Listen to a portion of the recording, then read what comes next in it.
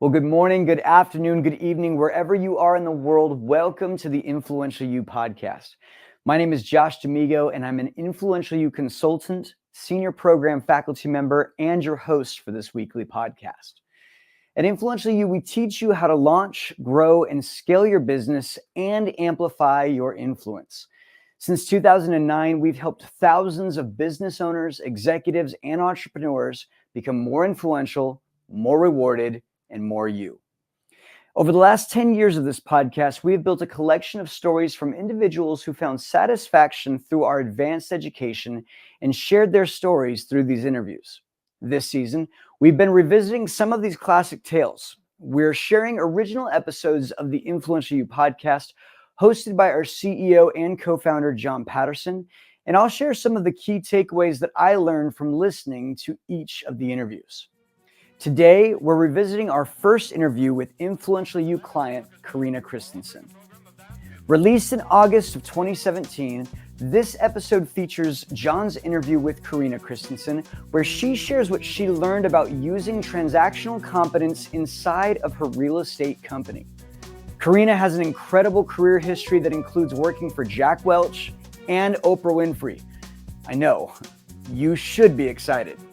Now, my biggest takeaway from her episode is that if you want to compete in the Olympics, you must surround yourself with other Olympic athletes. You'll see why in a moment.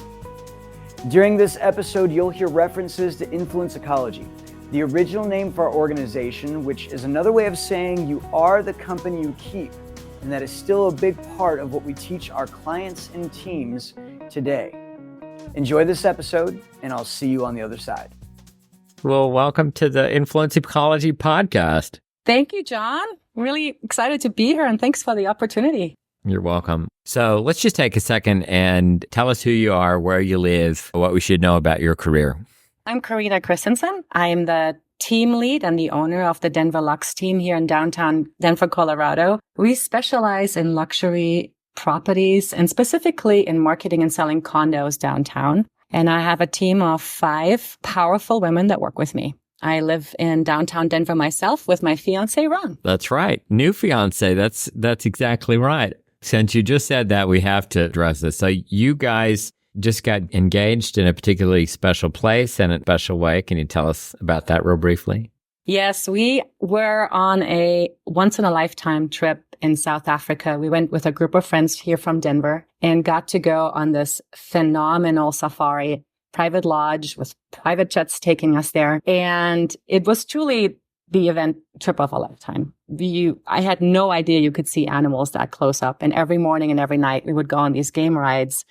And you're out in the middle of nowhere and there's leopards next to the truck and just the most amazing sights you've ever seen. And during this trip, Ron and I had decided we were going to buy a diamond ring and get engaged because we're in South Africa and there's a great opportunity to buy diamonds. Unfortunately, when we got to South Africa, the diamond exchange that we wanted to go to had been robbed 2 weeks before. So we didn't buy a diamond. And so I thought, okay, we'll wait until when we get back to the States. Well, little did I know that Ron had planned an amazing occasion for him to propose to me. And one of these romantic dinners that we had in front of 40 people, some of them we had never met before. And he got up and proposed in the most eloquent way and had the whole room in tears, clearly me as well. So it was a really special moment. Well, good for you. Ron is also participating here at Influence Ecology. How long ago did you guys meet? 6 years ago in February. Very good. All right. So your offer in the marketplace is for luxury condos? Yeah, we specialize in the luxury market and really specifically in condos. Yes, luxury condos is our sweet spot. Downtown Denver, Colorado is one of the most amazing places to live. I have been there many times. It's gorgeous. Love all the restaurants all around downtown. It must be an amazing place to live. Do you get to enjoy all of that? Yes, we do. We actually live downtown. Ron takes a bicycle to work, and we are within walking distance of about 40 of the best restaurants here in Denver. We rarely take a car, and it's just phenomenal. It is. It's a very rich and diverse community and an environment to be living in. Let's get on to your story just a little bit here. The first thing I didn't know about you, I didn't know you were in Germany until 20 years old. Tell us about that story. I was actually born to German parents. I'm actually German by birth. They happened to be in New York for 6 months. And I happened to be born in New York and so got a US passport. Lucky me, I did not know it was such a special thing to have. But when I was 2 months old, I was shipped back to Germany, grew up in Germany, and lived there until I was 15. And my family at that point moved to Singapore for 5 years, where I went to an international school. Wow. And my father was in charge of the whole Southeast Asian region for his company. And so we all moved and I got to attend an international school. Of course, at that point, I didn't speak any English. I had to learn French via English, which I didn't speak. It was a challenge for a 15-year-old. It was sort of a sink or swim environment. And I was very challenged that first year. But then once I got used to this environment and saw how diverse it was, and I ended up being so much more successful in that environment than I ever was in Germany. At 19, my family moved back to Germany. I moved back to Germany. And I realized that I no longer fit into the paradigm of Germany that I grew up in. I felt very much out of place. I had seen the world and I was very frustrated. I didn't know what I wanted to do. All I knew was I needed to get out. My mother was very foresightful. She bought me a one-way ticket to the States. Her sister was living there at the time in Little Rock, Arkansas, and said, why don't you go and check it out? You've got a US passport. Why don't you go see what it's like and stay the summer? And then if you want to come back, get yourself an airline ticket back. Well, I came over exactly on my 20th birthday, landed in Little Rock, Arkansas, and thought I had died and gone to heaven. It was so much freedom. The weather was fantastic. The opportunities were amazing. And right off the bat, I felt like this is where I should have been my whole life. I felt like I had come home. The way I am as my personality and the way I grew up felt like it fit into that society and that community. I know Little Rock, Arkansas is southern, but it was a perfect place for me to land. It was really great opportunity. That's great. Yeah. And my uncle at the time had opened a brand new luxury hotel in Little Rock called the Capitol Hotel. He was a general manager. He got me a job at the front desk, basically trained me throughout the next couple of years to become a specialist in the hotel and restaurant management business. So I got a great 2-year education on how to be in a hotel, how to serve all roles from front desk to catering to management. And then I had an opportunity to move to New York. I had a friend who got a job in New York, had an apartment, and she said, why don't you come and see me in New York? And I thought, I was born there. I should check it out. Why not go to New York? So I picked up my car, drove to New York, and got a job at Tavern on the Green as a nice server. Yep. And worked there for about a year. Loved it. Checked out where I was born and really loved the excitement of being in a big city. I'm glad my mom didn't know what I was up to. I was at 21 years old, but it was such a great experience.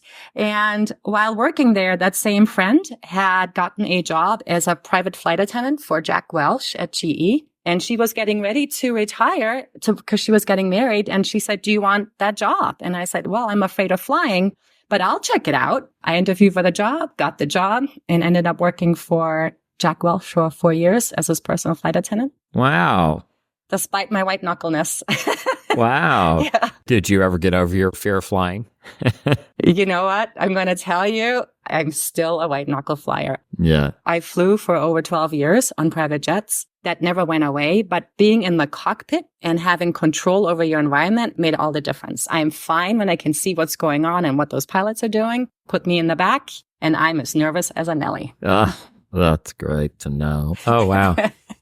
I just got to ask you then, are you sworn to secrecy about what you saw there on the private plane with Jack Welch? Well, I wish at the time I was a little smarter and had used some of the information to my financial gain. We heard it all, right? Phenomenal experience working for him. And at the height of his career, that was in the early 90s, late 80s, early 90s, he was the neutron Jack, right? And we were in the middle of all of that. It was really fascinating. And after leaving there, I ended up working for a lot of other very famous people, successful individuals, and have done that on and off for the last 15 years, working on and off on those jets. So that has been really inspiring to me, getting to work so close with those successful individuals.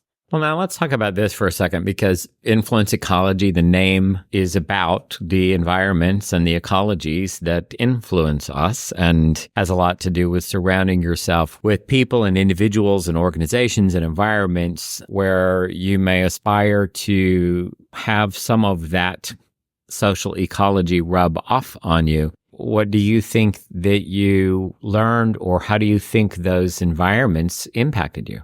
That's a really great question. And all I can think of, I wish I had had this education 25 years ago when I was in that environment, so I could have leveraged it. And I am getting how important that is to be in this environment. For me, one of the last people I worked for before starting in real estate full time, I worked for Oprah Winfrey. I was her private flight attendant.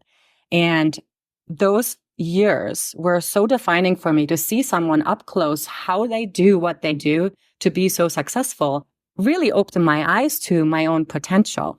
And I always had a feeling growing up that there was a limit or a lid on my potential. Because in Germany growing up, if you're not from a wealthy family, you're very likely not going to achieve wealth in your life. It's passed on from generation. At 4 years old, you have to decide what you want to be when you grow up. And it's very limiting. So working for these individuals really opened up my eyes to what I could achieve. And when I started this program with you, that was the biggest aha moment for me, was that, oh my God, I've been in all these very rich ecologies, but I've never really leveraged them. I never took advantage of them. I learned something, but there was so much opportunity to leverage that I didn't know how to, that I wish I could put the clock back a little bit.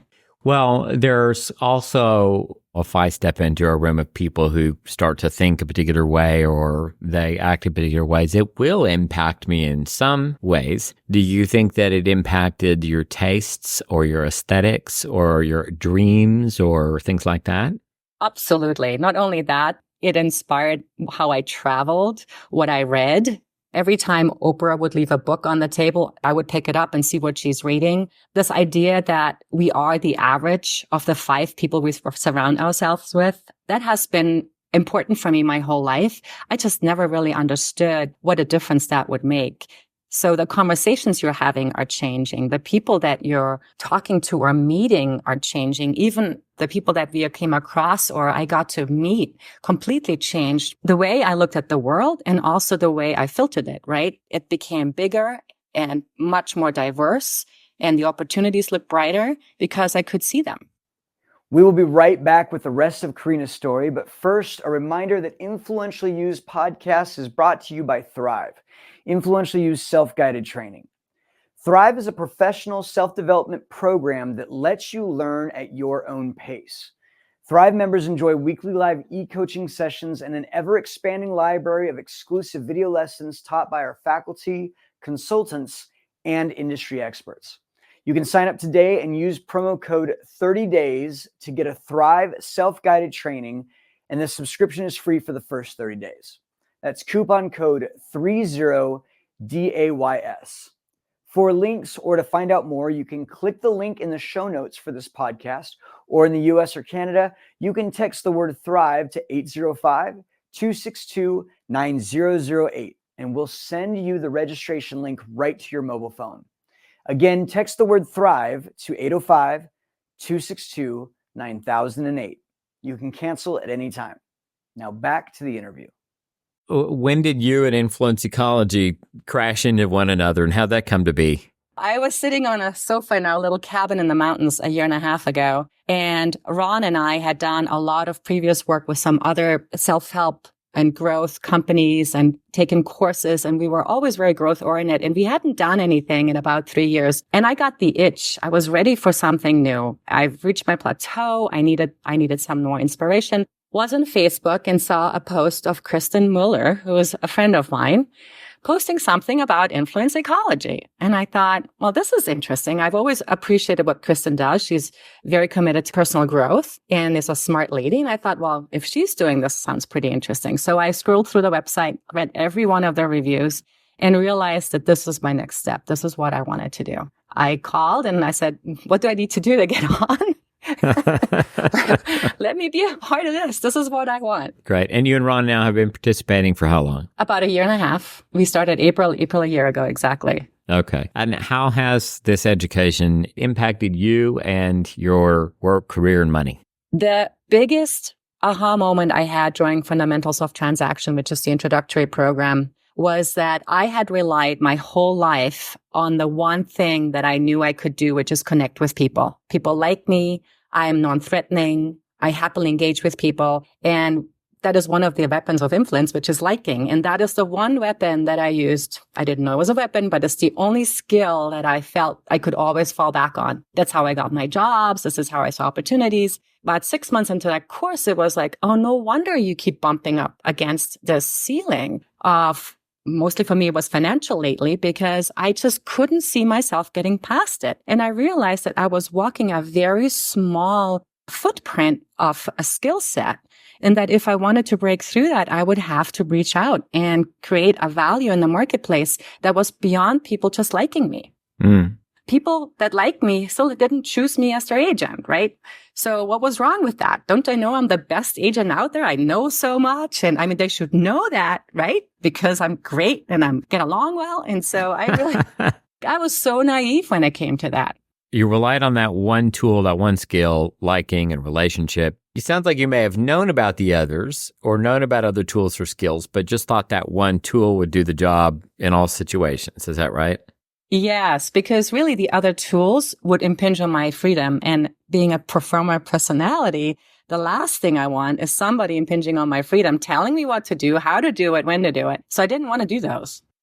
So you started the program, you saw that the one tool that you had was relationship or liking, you started to use other tools, you started to learn other things. And at some point, I think you have to tell me if I'm wrong, did you start to specialize in luxury real estate in this program? Were you a general realtor at the time, or what happened there? No, I was already specializing and focusing on the luxury market. However, during the program, I realized where my really sweet spot was condominiums. And people had already called me the Denver condo queen for years.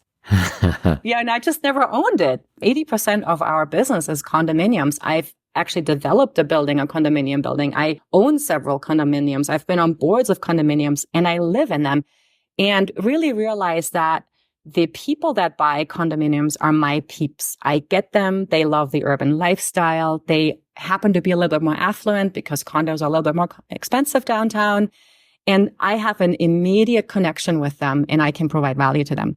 So what I started doing in FOT was to start really focusing on that condominium aspect. I created a website, denvercondoqueen.com. I started really researching. That's good. I did. Started researching all the latest condo projects in town so that I always knew what was going on. I'm meeting with local developers to see what the trends are and really becoming the source for people interested in selling or buying condos in downtown Denver.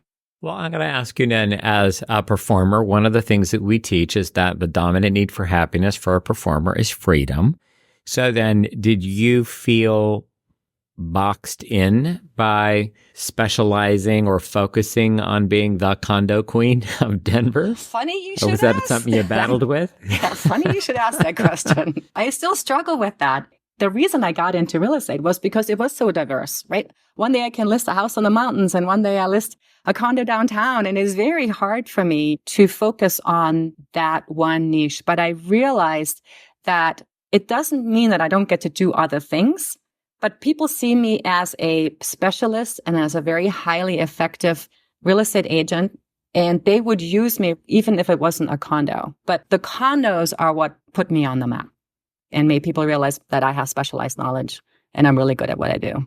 Is there anything else that you dealt with personally about specializing like that? Yes, there is something about when I moved to Denver 5 years ago to be with Ron, I had to start over. I was a successful agent in Montana. I had been there for 6 years. I did 40 to 50 transactions by myself. I never advertised. I had to come to Denver and start over, and had to start over as a normal real estate agent. And what I decided to do was to specialize in luxury because it was a very competitive market, but most agents did not have the kind of money to spend on marketing those properties. So there were maybe 4 or 5 agents that I was competing with. And I really love the luxury market. I love luxury homes. I love whether they're downtown or a little bit outside Denver. And there aren't that many luxury properties that you could say I can specialize in luxury downtown.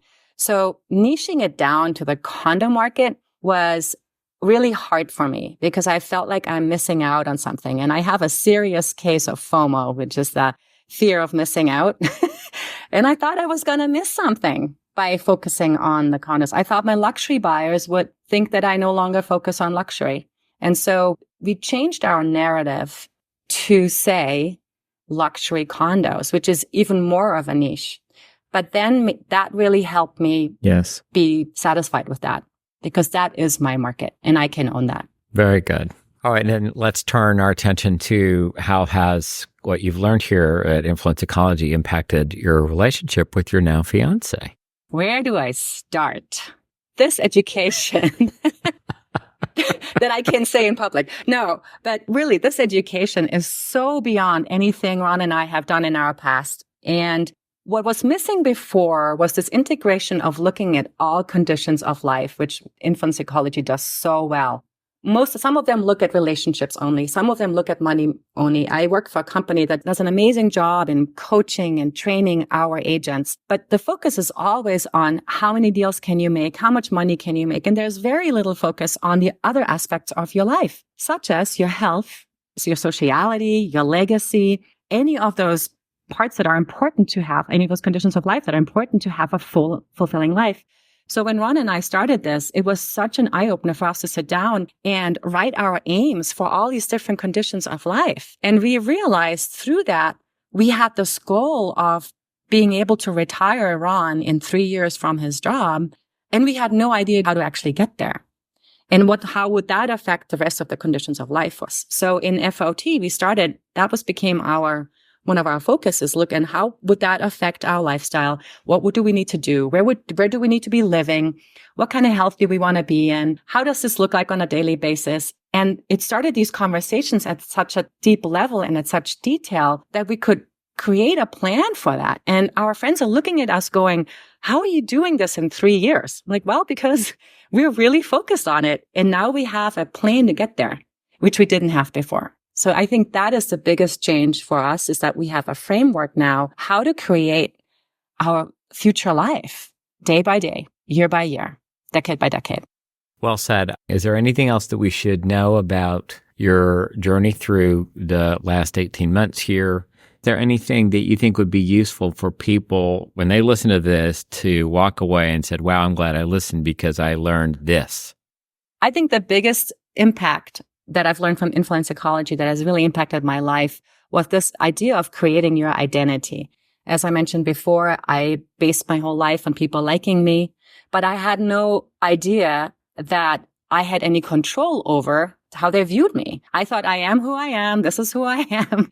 But this idea of creating a powerful identity in the marketplace shifted how I am acting every day, what I do in my business. We've joined Toastmasters to learn how to speak in public because I would always get so nervous and rattled. And now I'm starting to teach classes so that I can get my identity more powerfully into the marketplace. And that one thing, I think if you understand how powerful that is and how much input you have in creating that, that alone can change your life. Great. Soapbox? My soapbox is about the current in the real estate industry. My friends know this about me. I bellyache about it. But for instance, in Denver, there are over 18,000 real estate agents. Anybody with $250 on a license can be a real estate agent. We have less requirements than a hairdresser. And yet these agents handle usually the single most biggest financial investment of their clients. Yet they have no experience or very little experience. So my soapbox is that just as you would a stockbroker, you wouldn't pick a stockbroker that only picks stock once a year or looks into the market once a year. Why would you hire a real estate agent that does 1 or 2 deals a year, takes 8 classes of education a year, and then hands you then you hand them your biggest investment to sell or market. And I feel that there is some regulation required not only locally but nationwide, where we fall more in line with wealth managers, where they're having to take a lot more training and also be a fiduciary for our clients. And all I can say about that is do your homework, do your due diligence, and look for people that have your best interest at heart and also have the specialized knowledge to do that well. Great. All right, good. I took German in high school, and I've been trying to think if I could say anything to you that would make any sense at all. My sister and I, we took German. My brother took German. So we don't speak anything that I would consider accurate. We speak what we call Pigdeutsch, where if you're familiar with Pig Latin, it's where you just completely make up English or Latin sounding words. So our Pigdeutsch is terrible. But if I may, in Pigdeutsch say, kannst du auf Deutsch gesagt anything about influence ecology? Natürlich, gerne. Influence Ecology ist ein fantastisches Programm und ich kann es sehr empfehlen. Melden Sie sich heute noch an. Dankeschön. You're welcome.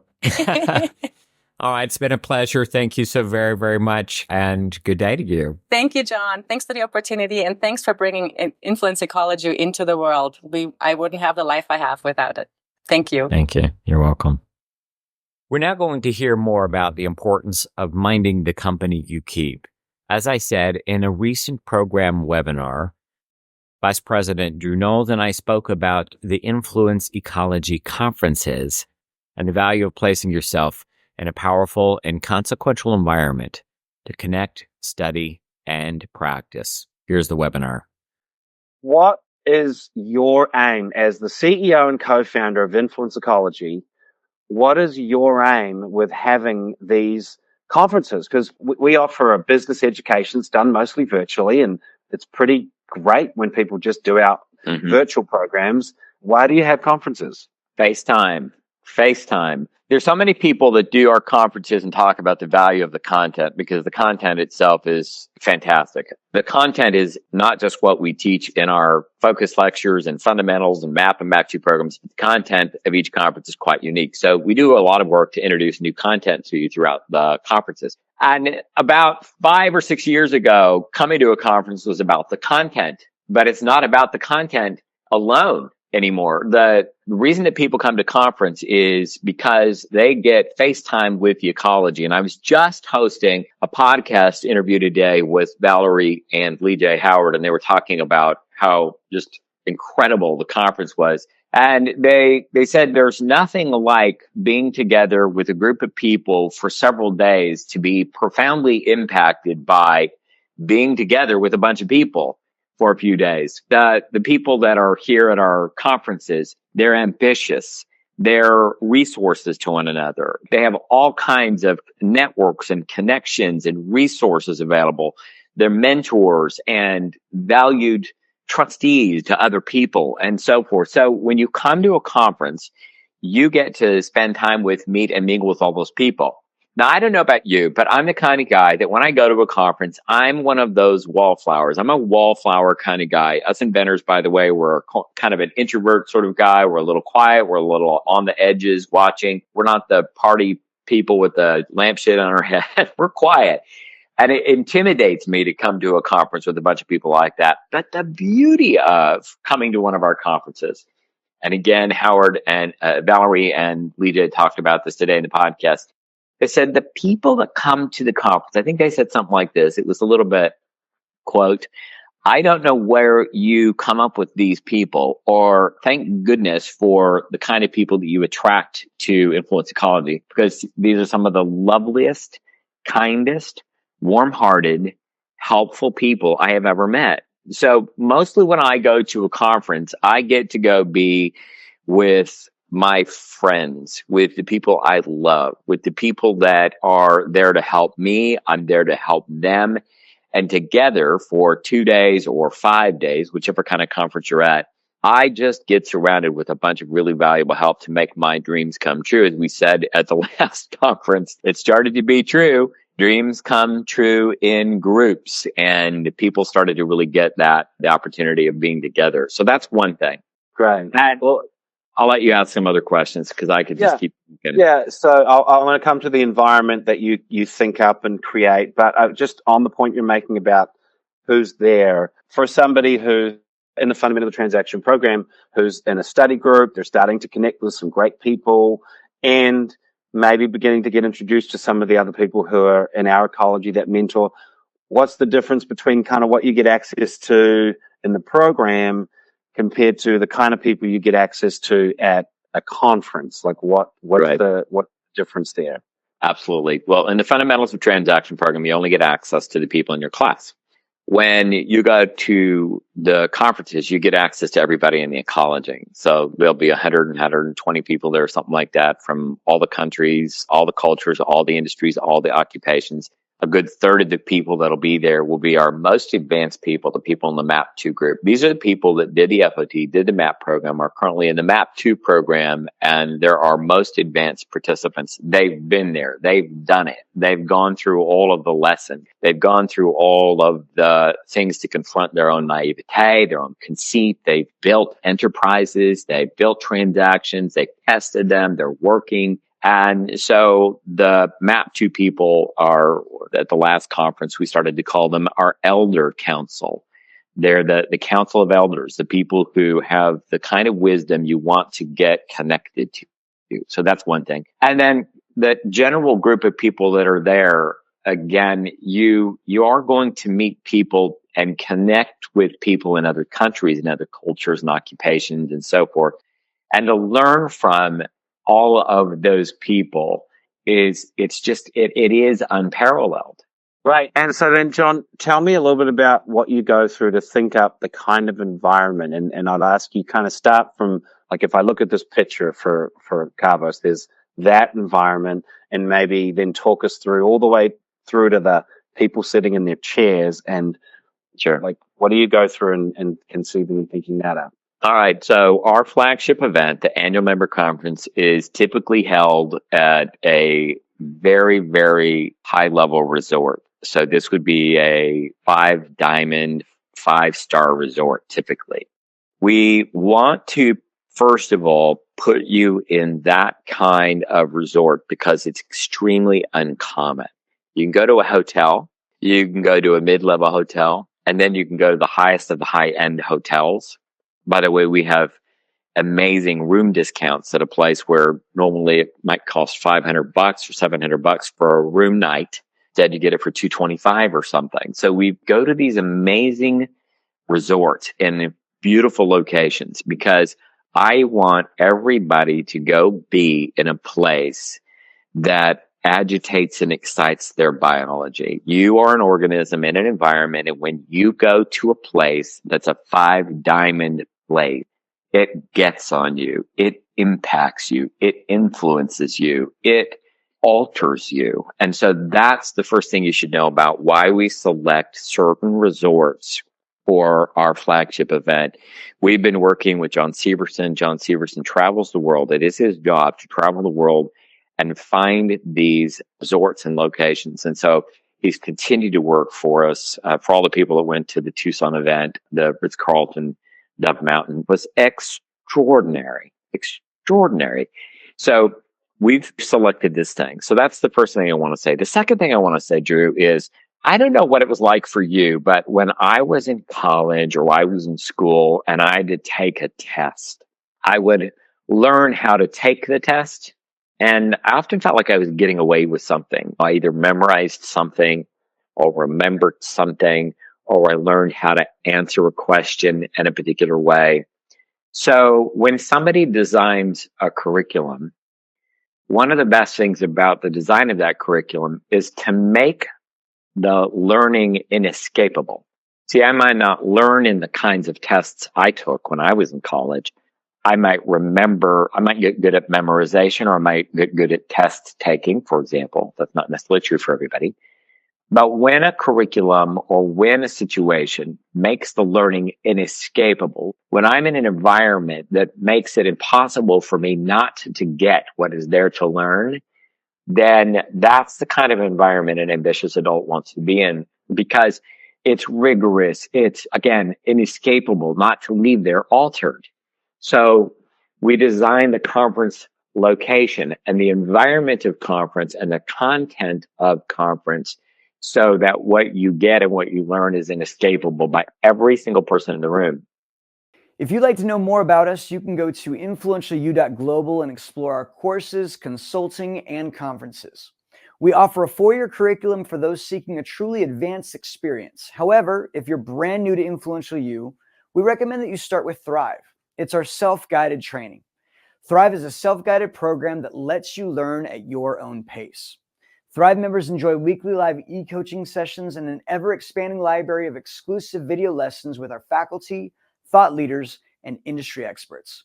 You'll get proven proprietary tools to accurately assess your career and develop a realistic strategy to achieve your aims faster.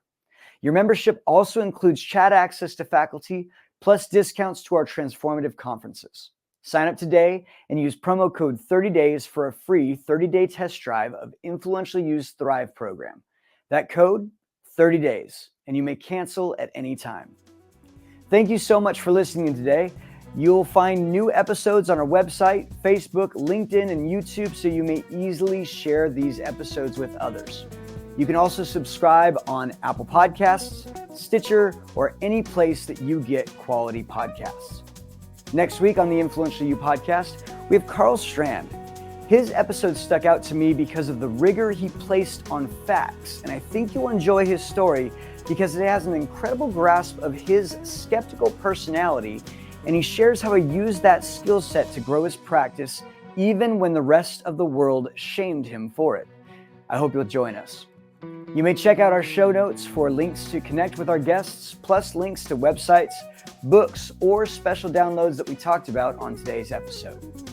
This season's podcasts were made possible by the Influential You staff, faculty, and our wonderful members all around the world, with a special thanks to our executive producer, Tyson Crandall, Joey Anderley, our in-studio producer. Thank you, Joey.